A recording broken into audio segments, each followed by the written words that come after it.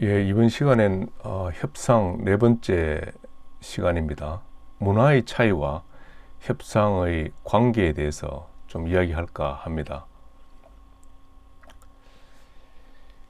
이 효과적인 커뮤니케이션은 제휴협상의 매우 중요한 성공 요인입니다. 많은 학자들의 연구 결과 이 커뮤니케이션의 중요성이 확인되고 있습니다. 이 데이비스 등등의 학자들의 연구 결과에 의하면은 신뢰, 협동 이 모두 효과적인 커뮤니케이션에 달려 있다. 이런 연구 결과를 발표를 한 바가 있고요. 또한 이 커뮤니케이션은 전략적 제휴에서 이 파트너 간의 효과적인 조정이 매우 중요한데, 이러한 효과적인 조정을 가져올 수 있는 아주 중요한 수단으로서 인식되고 있다. 이렇게 여러 학자들이 주장을 하고 있습니다. 또한 조직들 간 원활한 커뮤니케이션을 통해서 이 제휴 성공에 절대적인 어떤 영향을 주는 신뢰의 발전이 촉진이 되고, 아울러 파트너들이 무임승차하는 것을 막아주고, 그리고 각 파트너들이 공동의 이익을 위해서 기꺼이 헌신하게 하는 그런 역할을 하게 됩니다. 따라서 이 원활한 커뮤니케이션은 제휴의 종료를 막아주는 그런 역할을 한다. 따라서 효과적인 커뮤니케이션을 함으로 인해서 제휴 협상의 가능성이 그만큼 커진다. 이렇게 이야기할 수 있겠습니다. 그런데 이제 커뮤니케이션 이 과정을 한번 살펴보면은 이 전달자와 그다음 수신자 간의 커뮤니케이션이 어떻게 이루어지는지 한번 스텝 바이 스텝으로 이렇게 살펴보면은 우리가 이 문화의 차이가 어떠한 영향을 커뮤니케이션 프로세스에 준다 하는 걸 알 수가 있겠습니다. 우선 전달자가 생각하고 있는 메시지를 부호화하는 과정이 있습니다. 이 부호화한다는 것은 내가 상대방에게 메시지를 전달할 때 어떤 형식으로 전달할 거냐, 그러니까 구두로 전달할 거냐, 아니면은 심지어는 제스처로 할 수도 있는 거고요. 그 다음에 이제 문자로 할 수도 있는 거고, 여러 가지 방법이 있죠. 이런 게 전부 다 부호화에 해당되는 겁니다. 그러면은 이제 경로를 이제 선택하게 되는 거죠. 공식적인 경로와 이제 비공식적인 경로가 있는 것입니다. 그렇게 해서 이제 이 경로를 통해서 수신자에게 가면은, 수신자는 이 받은 메시지를 해독을 합니다. 해독을 한다는 것은 뭐냐면은 이걸 해석한다는 거죠. 해석하고 분석하고 이해를 하는 과정을 거칩니다. 이렇게 원웨이로 이렇게 커뮤니케이션 과정이 일어나면은 반드시 이 피드백 과정을 통해서 이 전달자가 의도한 메시지를 제대로 이해를 했는지 하는 것을 이제 확인하게 되는 것입니다. 그래서 그렇게 해서 이러한 투웨이 커뮤니케이션 과정을 통해서 커뮤니케이션은 완성이 되는 겁니다. 그 프로세스가. 그런데 여기서 이제 짚고자 하는 부분이 바로 이제 소음 부분입니다. 근데 이렇게 전달자가 의도하는 바대로 이렇게 부호화해서 이 경로를 통해서 전달을 되는 과정에서 제대로 전달되지 않은 이 소음이 있을 수가 있는 겁니다. 그렇게 되면은 전달자가 하고자 하는 메시지의 내용이 수신자에게는 제대로 전달되지 않는 그런 결과를 초래하는 것이죠. 그래서 이 소음에 해당되는 부분, 즉 커뮤니케이션 장애 요인 요소가 여러 가지가 있습니다. 지각상의 어떤 문제가 있다든지, 그다음에 정보가 너무 과중해서 커뮤니케이션에 어떤 문제가 있을 수가 있고요. 그 다음에 문화와 관련돼서는 이 의미상의 어떤 어려움이 있을 수가 있는 것입니다. 예를 들어서 일본인들이 알겠다는 뜻으로 하이라는 표현을 한다고 했을 때 제3자 타국의 이 커뮤니케이션 전달자 입장에서는 알아들은 것으로, 그러니까 예스를 한 것으로 이렇게 의미를 해석할 수가 있습니다. 근데 실질적으로는 그렇지 않다는 거죠. 의미상의 어려움이 있고, 또 그다음에 오늘 주제인 문화의 차이로 인해서 이러한 전달자의 의도와 그리고 이제 수신자의 그 해석 간에 차이가 있을 수가 있다. 이렇게 이야기할 수가 있습니다.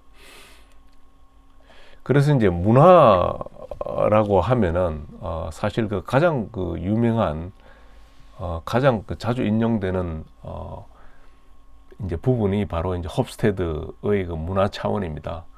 홉스테드는 얼마 전에 이제 돌아가셨는데 그 이분이 1967년부터 73년 사이에 꽤 오랜 기간이죠. 그 IBM에서 근무를 하면서 IBM 그 세계 각 그 수많은 70여 개국으로 알고 있습니다. 그 당시에 자회사들 사이에서 이 국가적인 어떤 가치관의 차이에 대한 그 대규모 조사 연구를 수행을 했습니다. 그래서 이 연구가 매우 중요한 의미를 가지고 있는데 당시에 추상적으로 알고 있던 국가 간의 어떤 문화의 차이를 계량화했습니다. 그 계량화를 한 걸 토대로 그 이후에 그 국가 간 문화와 관련된 여러 가지 그 후속적인 연구에 어떤 그 토대를 마련한 아주 중요한 연구를 하고 그 결과를 발표하게 된 것이죠. 그래서 이제 정리하자면은 초기에는 이 네 가지 차원을 소개를 했습니다. 권력 격차, 그리고 개인주의, 집단주의, 남성성, 여성성, 그리고 불확실성, 회피. 그 다음에 이제 그 몇 년 후에 그 이제 국가별로 장기 지향성이 있고 단기 지향성이 있다. 그 하는 그 이 이제 그 중요한 어떤 그 5가지 차원의 그 문화의 차이에 대해서 인덱스로 이렇게 발표를 했습니다. 우선 그 권력 격차를 보면은 조직 내에서 그 윗사람과 아랫사람 간의 권력의 격차가 얼마나 큰지 하는 것을 인덱스로 이렇게 표시를 한 것입니다.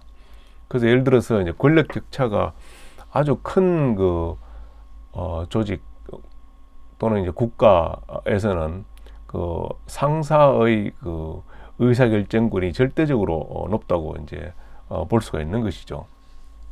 다음으로 이제 개인주의 집단이 있고 그 다음에 집단주의 사회가 있습니다. 그래서 이제 개인주의에서는 구성원들이 자기 자신을 먼저 생각을 하는 거죠.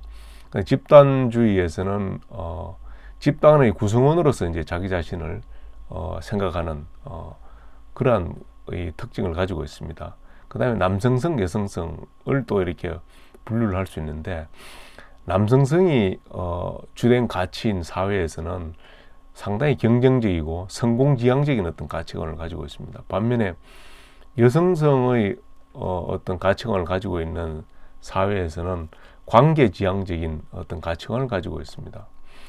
그 다음에 또 한 가지가 이제 불확실성 회피 정도인데 불확실성을 가능한 한 배제하고 구조화하려고 하는 그러한 정도를 나타내주는 인덱스로서 국가 간의 어떤 차이를 정리를 했습니다. 그 다음에 이제 나온 게 이제 단기 지향성이냐, 그 장기 지향성이냐입니다. 그러니까 장기 지향성은 미래를 이제 중요시하는 거고, 단기 지향성은 현재를 중요시하는 겁니다. 그래서 예를 들어서 국가별로 이렇게 보면은 이제 5개 국가를 제가 예를 들었습니다. 그래서 이제 권력 거리를 보면은 한국이 뭐 사실 뭐 상당히 권력 거리가 높은 편입니다. 근데 이제 중국보다는 이제 미치죠. 중국은 오히려 이제 더 높습니다. 반면에 미국과 독일은 그 이제 상대적으로 이 권력 거리가 낮은 편이죠. 근데 개인주의 그 여부는 미국과 독일은 상대적으로 높습니다. 반면에 그 아시아권은 대체로 낮습니다. 그리고 이제 이게 이제 다시 다른 말로 표현하자면은 집단주의적인 성격이 아시아가 상대적으로 높고 뭐 서구가 상대적으로 낮다고 이렇게 볼 수가 있는 것이죠. 남성성은 뭐 경쟁적이고 그리고 성취지향적인 이 가치관을 가지는 사회를 의미를 하는 것입니다. 이 보면은 이 의외로 이 한국이 낮습니다. 관계지향적이죠. 반면에 서구와 일본이 이렇게 상당히 높은 게 좀 의외입니다. 이 남성성이 상당히 높습니다. 물론 이제 남성이 지배하는 어떤 그런 사회 이렇게 본다면 이게 이제 이해가 됩니다. 여하튼 뭐 남성성의 지수는 이렇게 이 제시를 하고 있습니다. 그 다음에 불확실성 회피 정도는 그 상당히 아시아권이 상대적으로 좀 높습니다. 근데 중국이 예외입니다. 중국이 그 상당히 불확실성 회피를 회피 정도가 낮습니다. 예를 들어서 창업을 이렇게 하는 차원에서 보면은 불확실성을 회피하는 국가에서는 되도록이면은 불확실성을 택하는 그 창업을 안 하려고 한다고 볼 수가 있는 거죠. 그래서 불확실성 회피 정도가 낮은 국가가 보면은 미국이나 독일이라고 볼 수가 있겠습니다. 그 다음에 장기지향적인 것은 아무래도 아시아 국가들이 그 장기적 관점을 가지고 있습니다. 반면에 그 서구 이 국가들이 이제 단기적 지향점을 이제 가지고 있고 이렇게 이제 구분이 될 수가 있겠습니다. 근데 이 협상에서는 그럼 어떤 의미를 가지고 있느냐 이제 살펴보면은 권력 격차가 이제 큰 조직에서는 권한이 CEO에게 이제 집중되어 있습니다. 그래서 실무자 간의 협상을 잘 했다 하더라도 이게 위에서 그걸 틀 수가 있습니다. 특히 이제 러시아 같은 경우에 실무진에서 협상한 내용이 CEO가 그 거부를 할 수가 있는 가능성이 뭐 상당히 있는 거죠. 권력 격차가 이제 반면에 이제 작은 조직에서는 협상자에게 어느 정도 권한 위임이 이제 되는 편이죠. 그다음에 개인주의 문화 기업에서는 실무자에게 어느 정도의 권한 위임이 된다고 볼 수가 있고, 집단주의에서는 이제 컨센서스를 이제 가지는 게 중요하기 때문에 시간이 이제 걸리기 때문에 속도가 이제 좀 늦다는 그런 특징이 있다고 볼 수가 있겠습니다. 그 다음에 여성성 이제 문화 국가에서 특히 이제 북유럽 국가들이 여기에 속합니다. 관계를 상당히 중요시 하기 때문에 보다 이제 집단주의 사고를 가지고 있다. 뭐 이렇게 볼 수가 있겠습니다. 반면에 남성성 국가에서는 이 경쟁 중심이고 따라서 이제 이 분배적 협상을 통합적 협상보다는 분배적 협상을 하는 경향이 있다. 이렇게 볼 수가 있습니다. 그 다음에 이제 불확실성을 회피하는 문화의 기업들은 이 상당히 준비를 철저히 합니다. 불확실성을 회피하기 때문에 이 그 기업들 그 협상가들의 특징은 규칙이나 규정 정립을 이렇게 하는 걸 매우 중요시 여긴다 하는 특징이 있습니다. 반면에 그 불확실성을 그다지 이 생각을 덜하는 그런 문화에서는 상대적으로 모호함이 있는 상황을 받아들이는 그런 편이라고 볼 수가 있겠습니다. 장기지향성, 단기지향성 문화에서는 장기지향성 문화 기업들은 이제 미래를 보고 성장을 추구하는 전략을 이제 택하는 반면에 단기지향성 문화 기업들은 당장 현재의 어떤 이익, 즉 배당을 선호할 가능성이 상대적으로 높다 이렇게 이야기할 수 있겠습니다. 그래서 홉스테드의 그 인덱스를 아까 이제 5개 이제 국가를 이제 예를 보여드렸는데 여러분들이 이렇게 찾기 쉽습니다. 이게 구글 들어가서 홉스테드 이렇게 치면은 이런 이제 쭉 항목이 뜹니다. 보면은 그래서 이제 compare countries 해가지고 홉스테드 인사이트 들어가면은 바로 이렇게 나옵니다. 바로 그 홉스테드 이 사이트 중에서 compare countries라는 항목에 바로 들어가서 이 국가를 그냥 클릭하면 됩니다. 그래서 중국을 이렇게 택했는데 그랬더니 이게 권력거리라든지 등등의 그 지수가 이게 바로 이렇게 나옵니다. 그래서 여러분들이 협상을 하는 상대 국가를 바로 이런 식으로 들어가면은 그 회사의 주요한 인덱스가 몇 점인지 볼 수가 있습니다. 그래서 우리나라하고 비교를 해보면은 대강 이렇게 감을 잡을 수가 있는 것이죠. 그 다음에 이제 소개드리고 싶은 게 고맥락 문화와 이제 저맥락 문화입니다. 이게 이제 맥락이라고 하는 것은 이 어떤 환경이라고 볼 수가 있는 거죠. 배경. 그러니까 커뮤니케이션 상호작용이 이루어지는 상황, 또는 환경이라고 볼 수가 있습니다. 이 이제 고맥락, 저맥락 문화에 대한 컨셉을 소개한 분이 바로 에드워드 홀이라는 그 인류학자입니다. 이분이 이제 주창을 했는데 그 의미를 이제 자세하게 한번 다시 살펴보면은 고맥락 문화에서는 그 상황과 사람들 간의 관계의 단서에 의해서 영향을 받는 커뮤니케이션입니다. 이 뭐 내용이 좀 어렵죠. 일단은 여기서는 이대로 넘어가도록 하겠습니다. 저맥락 문화에서는 상황보다는 즉 배경 그 환경보다는 이 사실에 더 이제 집중을 합니다. 사실에 기반을 둔 커뮤니케이션을 하는 문화입니다. 여기서는 그 배경, 그동안에 그 축적된 그 이 지식, 그리고 이제 정보, 그런 환경에 기반을 둔 이제 커뮤니케이션을 하는 것입니다. 그래서 대략적으로 상황을 평가를 하고 그 기본적으로 말을 많이 하지 않습니다. 그러면서도 상대방의 이 의사를 암묵적으로 이렇게 이해를 합니다. 반면에 여기서는 세부적 표현이 필요하고 문서화 그리고 공식적 합의에 의한 어떤 이 커뮤니케이션을 하는 그런 특성을 가지고 있습니다.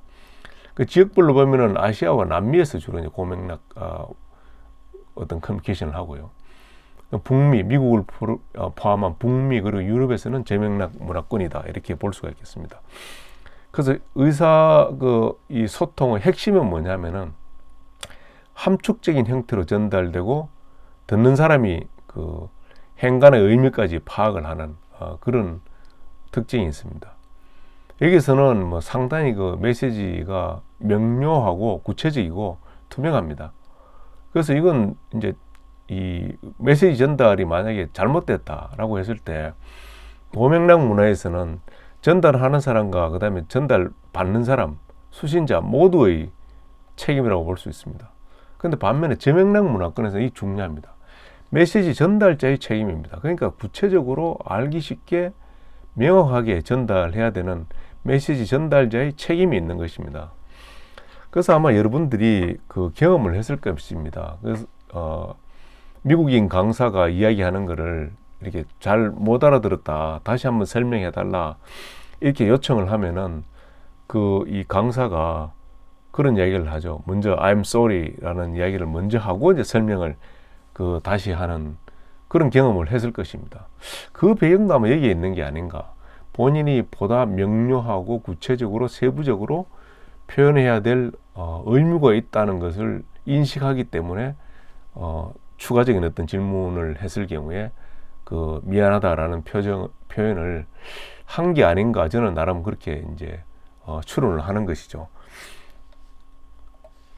하나의 예를 들겠습니다. 학교에서 이제 대학원 이제 강의가 이제 한 학기 끝났습니다. 그래서 교수가 대학원 그 학생들에게 이제 종강을 했으니까 주말에 이제 북한산에 등산을 가자 제안을 했는데 다수가 동의를 했습니다. 그런데 유독 이제 독일 학생이 이제 그 등산에 대해서 질문이 많습니다. 교수님, 옷은 어떻게 입고 가야 합니까? 드레스 코드에 대한 이야기죠. 교통편은 각자 갑니까? 아니면 함께 갑니까? 그리고 파하고 난 뒤에 또 마찬가지로 교통편은 어떻게 가느냐? 몇 시쯤 마치느냐? 이런 걸 구체적으로 묻죠. 점심은 그 메뉴를 어떤 걸로 합니까? 비용 부담은 각자가 하나요? 등등을 이제 아주 구체적으로 이 독일 학생은 묻습니다. 이게 뭔가요? 저맥락 문화권에서는 이렇다는 거죠. 그런데 한국 학생은 질문이 없습니다. 왜냐하면 그 내용을 대충 알기 때문에 그런 거죠. 등산하자 그러면 일단 캐주얼한 복장으로 이렇게 가면 될 것이고, 점심은 대강 등산 이후에 그 12시에서 1시, 늦어도 1시나 1시 반 정도는 할 것이다 이렇게 생각을 하는 거죠. 그리고 대강 보면은 한국 사람끼리 이렇게 그 등산을 하게 되면은 한식 메뉴 뭘 할 것이고, 그다음 막걸리 한 잔 정도는 곁들일 것이다 이런 생각을 하죠. 그리고 교수님이 이렇게 가자고 이렇게 하셨으니까 아마 비용은 교수님이 낼 것이다 이런 그 맥락, 컨텍스트에 대한 이해를 가지고 있습니다. 그러니까 질문할 필요가 별로 없는 거죠. 이게 이제 고맥락 문화권입니다. 자, 그래서 이 그 칼처 맵이라는 아주 그 좋은 이 저술을 한 그 에린 메이어 이제 프랑스의 그 인시아드 교수입니다. 이분 이제 그 자료를 제가 발췌를 해왔는데 제맥락 문화권에 속하는 이 국가들이 대강 이렇게 포진이 되어 있습니다. 고맥락 문화권에 속하는 것은 주로 이제 아시아, 그리고 이제 중동 뭐 이런 국가들이죠. 근데 한 가지 좀 그 의아한 게 고맥락 문화권 출신들 사이에서 커뮤니케이션 오해가 가장 심하다는 겁니다. 그러니까 예를 들어서 이 뿌리가 다른, 그러니까 예를 들어서 이제 같은 고맥락, 그냥 한국 사람끼리 그 이제 커뮤니케이션 하는 건 저는 문제가 없죠. 근데 뿌리가 다른, 그러니까 한국 그 사람도 이제 고맥락 문화권이고 사우디아라비아 사람도 고맥락 문화권이에요. 그 이 둘 사이에 커뮤니케이션 오해가 가장 심하다는 거죠. 왜냐하면은 서로 이렇게 그 정보를 말을 많이 하지 않기 때문에 그렇습니다. 그리고 세부적 표현을 하지 않기 때문에 그렇습니다. 고맥락 문화권 출신 사람들 사이에서. 그래서 이 고맥락 문화권 사람들이 협상을 할 때는 기본적으로 저맥락 문화권의 스탠스를 가져가야 됩니다. 그 저맥락 문화권 사람들로 하여금 고맥락 문화권 사람들을 이해를 해라. 이건 안 되는 것입니다. 그러니까 기본적으로 고맥락 문화권 사람들은 협상을 할 때 저맥락 문화권의 스탠스를 가지고 협상을 해야 된다는 거죠. 그 이야기는 무슨 이야기냐면은 최대한 투명하고 최대한 분명하고 그리고 아주 구체적으로 의사 표현을 해야 되는 겁니다. 그리고 대화 마무리 때는 중요한 논의를 한 번 더 요약을 해주는 게 필요합니다. 그리고 또한 이제 가능하다면 후속으로 이메일 통해서 내용을 정리를 해서 확인하는 절차가 필요합니다. 그리고 중요한 게 앞으로 우리가 추가적으로 논의해야 될 과제가 뭐다 하는 걸 이메일이나 아니면 다른 방법을 통해서 공유를 하는 게 매우 중요하다라고 할 수가 있겠습니다.